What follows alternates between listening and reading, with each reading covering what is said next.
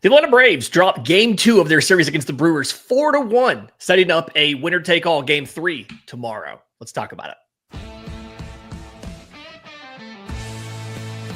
This is the Braves Postcast, your instant game reaction for the Atlanta Braves. Part of the Locked On Podcast Network, your team every day. Yes, welcome on into the Braves Postcast, part of Locked On Sports Atlanta, where we cover your Atlanta sports teams each and every day. I'm your host, Lindsay Crosby, author of the Braves Today newsletter over at bravestoday.com.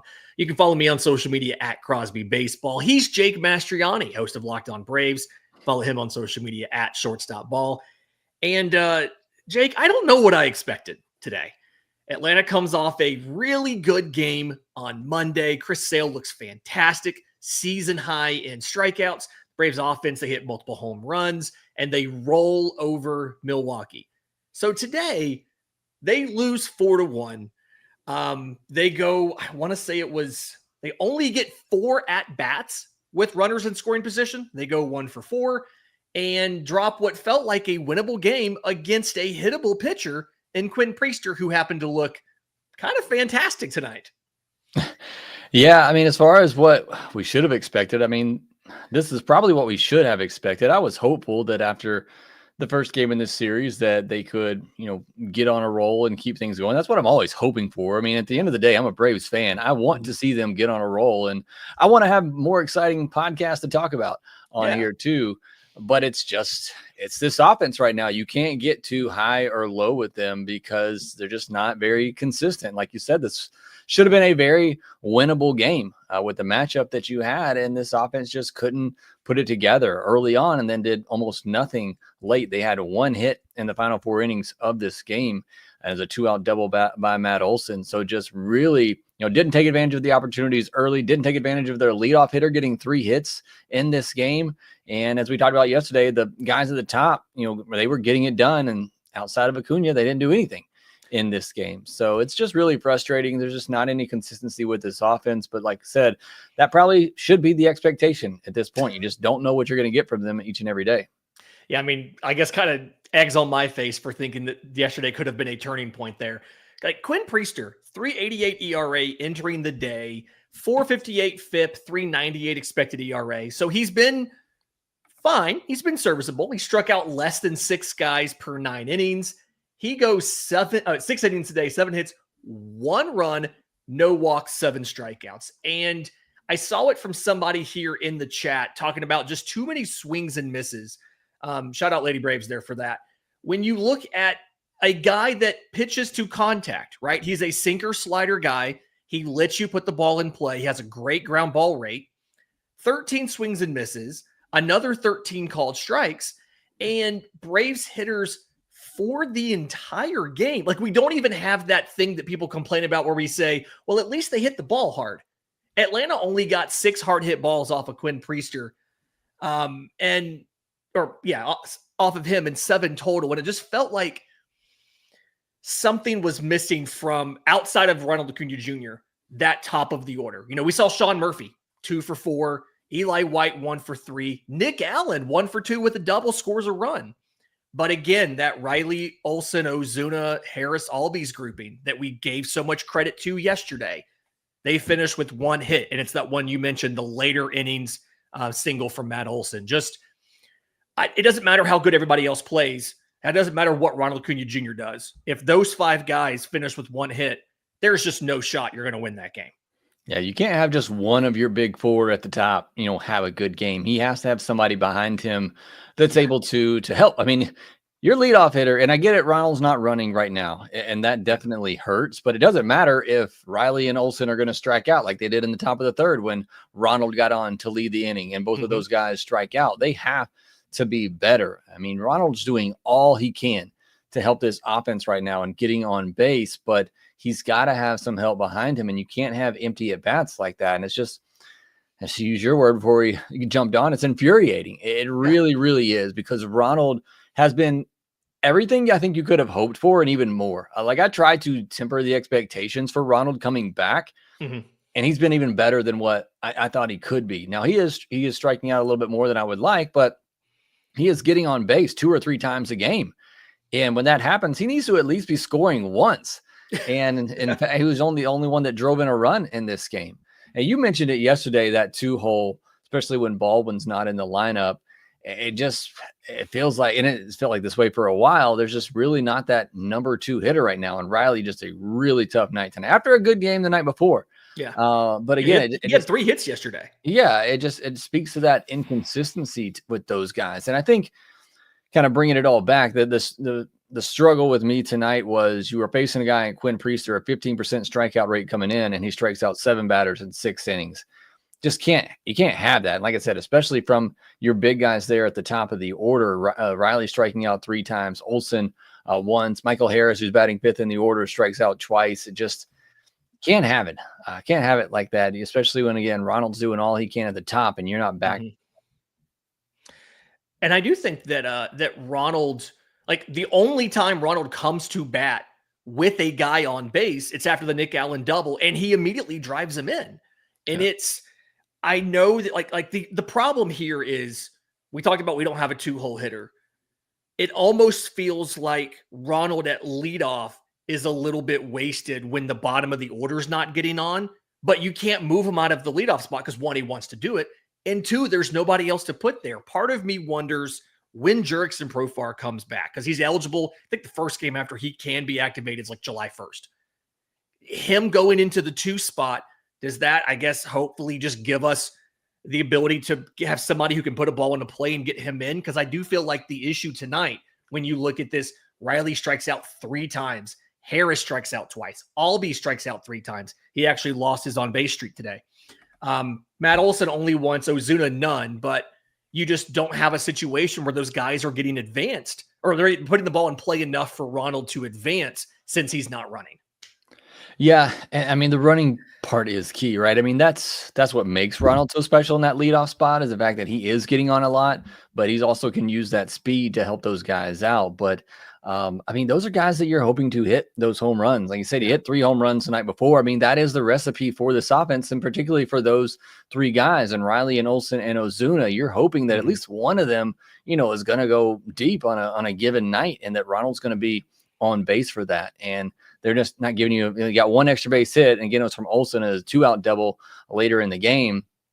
They just got to give you more than that. You got to have more power than that. And you did get 3 doubles in this one, but you didn't get the home runs. And again, some of those, other than the Nick Allen one, really were kind of 2-out extra base hits, not really beginning a rally or anything like that. It's just, again, it's frustrating knowing what this offense could be, seeing what they can be on Monday, and then following it up with just a poor performance like this. Look, they out hit the Brewers in this game 8-6. I mean, they had plenty of base runners, especially early on, but just weren't able to find, to be able to manufacture or find that home run that they're always looking for. And then I just really hated the at-bats late. I mean, you didn't put any pressure on them at the end of the game either.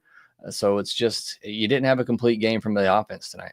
Yeah, that 9th inning from Michael Harris, he takes a called strike in the zone. I believe he swings at a knuckle curve in the dirt. He fouls off a fastball above the zone, and then he ends up swinging at another knuckle curve in the zone, or in the dirt, to strike out. Sorry. And then the Ozzie at bat, he takes all 3 strikes or called strikes. 2 of them are center cut down the middle of the plate. Bat never comes off his. I actually don't think he swung once in 6 pitches. And it's just like, 9th inning, you're losing. You've got to be more aggressive than that. He gave you 3 pitches in the zone, and you looked at all 3 of them. And that's been one of the issues for the team this year. I think the most frustrating thing, last thing I'll say about the offense here, is Milwaukee had opportunities to run the score up and didn't do it. Like, they went 0 for 7 with runners in scoring position. They only had 6 hits. 3 of them are for extra bases. They got 4 runs out of it. 3 of them came on the home runs. They could have done a lot more, and they weren't really willing to press the issue and give, they let you stay in this game, and you just never really showed the fight late to try to get back into it. And I think I'm not mad. I'm just disappointed. If that makes sense. Yeah, no, that was kind of my point too. The pitching did enough to keep you in the game in those last innings. You just didn't really do enough to stay in the game. Yeah. All right, in just a second, let's talk about that pitching, because saw some stuff out of Grant Holmes today. We saw the Braves debut of Jose Ruiz. We'll talk about all that next, right here on the Braves Postcast. Get the supplies you need from the site made for the skilled trades, Supply House. Whether you're in plumbing, HVAC, or electrical, Supply House is the reliable way to order products online. Very easy to use website, fantastic for DIYers. It's packed with helpful resources and the latest product info to help you get the job done right. Plus, with a complete inventory of over 200,000 parts from 400 plus top brands, you'll find exactly what you need delivered fast from coast to coast. If you need help with an order, Supply House offers expert support and industry-leading service, so you'll always talk to a real person. If you're a trade pro looking for an extra edge, their free Trade Master program offers exclusive perks like a dedicated phone line, free shipping, and discounts on every order. Thousands of skilled professionals are already taking advantage, and now it's your turn. Join the Trade Master program today at supplyhouse.com/TM. Start ordering your plumbing, HVAC, and electrical supplies with just a few clicks. Plus, everybody can use promo code SH5 for 5% off your order. That's at supplyhouse.com. And if you ever check your bank account and wonder, where did all my money go between dining out, online shopping, entertainment, baseball tickets, food at baseball games, wonderful pistachios, adult beverages at baseball games. Like, it's easy to lose track of your money. And that's where Monarch Money comes in. It's your personal CFO, giving you full visibility and control over your finances. Because Monarch Money isn't just a budgeting app. No, it is a complete financial command center. You can track all your accounts, your investments, and spending in one place. So you stop just managing your money and start building wealth. When I started using Monarch, I was surprised just how much I was spending on baseball bobbleheads. Like, now I budget smarter and just know how much I'm sacrificing from other things to get more bobbleheads. So take control of your finances with Monarch Money. Use code LOCKEDONMLB at monarchmoney.com for 50% off your first year. That's monarchmoney.com, code LOCKEDONMLB for half off your first year. Okay, Jake, so Grant Holmes in this one, 5 1/3 innings, 5 hits, 3 runs, 3 walks, 9 strikeouts, does give up the 2 home runs. Jackson Churio gets him in the 3rd for a 2-run shot, and then Jake Bauers gets him in the 6th before he comes out of the game, getting replaced by Aaron Bummer. It was a leadoff home run there. I thought that Grant Holmes pitched okay. To your point, he kept you in the game. We've seen him be a little more efficient than this. I want to say he finished right around 100 pitches, only 61 strikes. Felt like he wasn't around the zone as much as usual, but this is just kind of more of what we expect from Grant Holmes. He's still not throwing the changeup a ton. He's getting a lot of it's the four-seam sliders, the main combo. He threw more curveballs than I'm used to seeing. I think it was all the lefties they had in the lineup. But overall, another good outing for Grant Holmes. I feel like he's just kind of settled in as a really solid number 4, number 5. Yeah, I mean, that's what he is. And, certainly not his best outing, but an outing that keeps you in the ball game and at least should give an offense a chance. But 20 whiffs in this game for Grant Holmes is just kind of a wild number there. 7 of 6 on 16 swings on the 4-seam fastball. So that's pretty crazy number. 18 called strikes to go along with that too. Really just the home runs, 3 walks really didn't help either, but the home runs definitely hurt him in this one. And like you said, just not quite as efficient. But again, not a terrible start from Grant Holmes, not the best that we've seen from him, but that's kind of what you get with a 3rd, 4th starter. So ultimately, I think he did his job in this one. Yeah. Aaron Bummer comes in, makes it through the rest of the 6th, comes back out for the 7th. That's that thing we've been talking about Snit likes to do, trying to get a little bit of extra stuff there. Jose Ruiz makes his Braves debut. I have to be honest, probably the first time I've really sat and watched Jose Ruiz with more interest than just, I hope the Braves hit this guy when he's pitching for Philly. I actually thought for Jose Ruiz, the fastball's in the zone enough. Everything else is he's trying to get chase with. The curveball, he threw 6 of those. I think 2 were in the zone. The changeup, he threw 3 of them. I think 1 was in the zone. The goal here is just trying to get a little bit of chase. I thought he pitched fine. I think maybe it's worth not having Scott Blewett. I don't know if it is, but I mean, end of the day, again, the Braves bullpen wasn't the problem here. I know it wasn't a high leverage situation, but it feels like everything you could possibly want from this pitching staff, for the most part, you got. Dylan Dodd continues to look fantastic. I know he hasn't gotten high leverage innings yet, and he's probably not going to, but I've continued to be impressed with what Dylan Dodd's done since he's become a reliever. He started using that cutter a ton. He just looks like a different kind of guy. Yeah, he does. I talked about it a lot. He could become a big name in this bullpen after his first outing of the year at Gwinnett. He's really been lights out ever since that, both at Gwinnett and his couple of outings here with the Braves, as you mentioned, though no high leverage situations yet. But I think he's going to continue to creep up there and get some of those chances. I mean, who else are you really going to go to in the bullpen at this point? So we'll see if they do give him that opportunity. For Ruiz, I mean, for the situation, I thought it was great. I mean, you get the bases loaded walk to William Contreras. That might have been the smartest move in the world. Yeah. I mean, I wouldn't want to give him something to hit. Yeah, and you end up getting out of that, only giving up the one run. You get a couple of strikeouts. So I thought he did fantastic. You look at that William Contreras bat, it's really odd because the first three are nowhere near, and then number 4 is a clear outlier because it's right down the middle. I think that was a mistake. But either way, you do walk in that run, but you managed to get out of that. So we'll see. Again, I'm not sitting here saying I saw anything particularly special in this. When he threw 9 four-seam fastballs and none of them were called strikes, I don't know if that is something you can get away with too often, but either way, like you said, the bullpen did fine in this one. I'm a little excited about Dylan Dodd with what he's done. Could he become a big part of this bullpen? Again, he's been good in his appearances here early on, but love to see him get some more higher leverage chances. Yeah.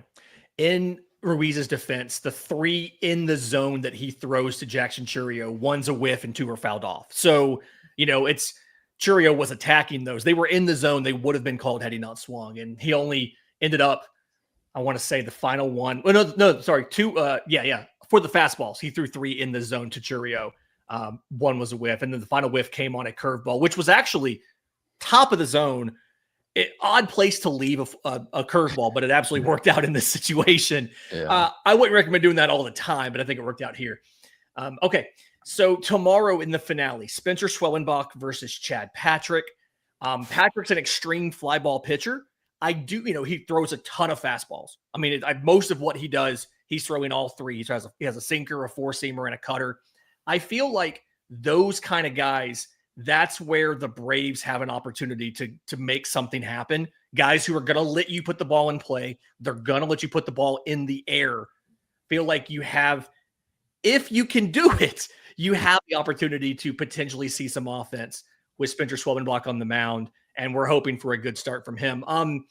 Given what we've seen the last 2 days in the offense, what expectations do you have for Game 3? Because I don't know where I am right now with, do I expect the offense to do something or do I not?